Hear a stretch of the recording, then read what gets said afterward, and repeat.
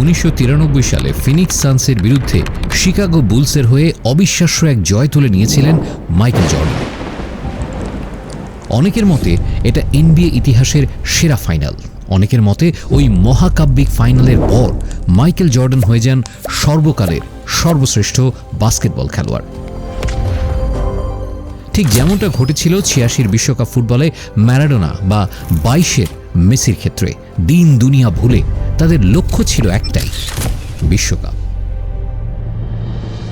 একই কথা আসে যখন 1964 সালে মাত্র 22 বছর বয়সে মোহাম্মদ আলী সনি লিস্টনকে পরাজিত করে বিশ্ব হেভিওয়েট চ্যাম্পিয়নশিপ জিতে নেন।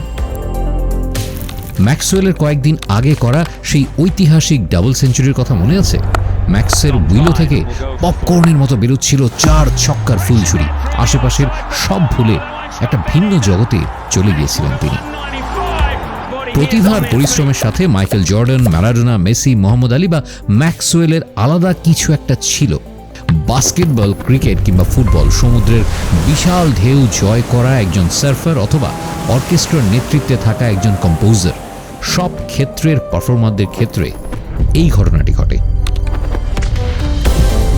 অনেকের কাছে এই সময়টা এক ঐন্দ্রজালিক অনুভূতি, যে পর্যায়ে গেলে মানুষ এতটাই মনোনিবেশ করে ফেলে যেখানে পারিপার্শ্বিক আর কোনো কিছুই আর গুরুত্বপূর্ণ মনে হয় না।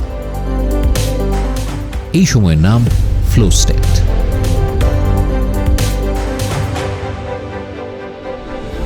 মনোবিজ্ঞানীরা এই মুহূর্তকেই ফ্লো স্টেট বা প্রবাহ অবস্থা বলেছেন। বিশেষ এই মুহূর্তে বিভ্রান্তিগুলি ম্লান হয়ে যায়, সময় থেমে যায় এবং সমস্ত ফোকাস থাকে একটা কাজের দিকে। ফ্লো তত্ত্ব নিয়ে প্রথম হাজির হয়েছিলেন জার্মান মহাকবি গটে। যদিও সেক্ষেত্রে গোটে ফ্লো বোঝাতে জার্মান শব্দ রাউস ব্যবহার করেছিলেন, যার অর্থ আনন্দে প্রবাহিত হওয়া। পরবর্তীতে গোটের স্বদেশী বিখ্যাত ফ্রেডরিক নিৎসেও রাউস বা ফ্লো সম্পর্কে বিস্তারিত লেখালেখি করেন। নিৎসে ছিলেন ডারউইন পরবর্তী প্রধান দার্শনিক। তিনি বিশ্বাস করতেন আমাদের শরীর যেমন বিকশিত হয়, মস্তিষ্ক ঠিক তেমনই। তিনি টিকে থাকার আদিম ইচ্ছাকে উইল টু পাওয়ার হিসেবে দেখাতে চেয়েছিলেন। বিংশ শতকে এসে এই তত্ত্বকে জোরালো করেন মিহাইল সিক্সেমেহালি। তাকে গডফাদার অফ ফ্লো সাইকোলজি বলে ডাকা হয়। দ্বিতীয় বিশ্বযুদ্ধ পরবর্তী সময় ইউরোপীয়দের উপর নেমে আসা অভিঘাত ভাবিয়ে তোলে মিহালিকে। তিনি দেখতে পান যুদ্ধের সময় চাকরি, বাড়িঘর ও নিরাপত্তা হারানোর পর কেউই সন্তুষ্টভাবে জীবনযাপন করতে পারছে না। তার পর্যবেক্ষণ তাকে বেঁচে থাকার জন্য জরুরি বিষয়গুলোর প্রতি কৌতূহলী করে তোলে এবং তিনি উত্তর খুঁজতে গিয়ে শিল্প, দর্শন এবং ধর্ম নিয়ে ব্যাপক পড়াশোনা শুরু করেন।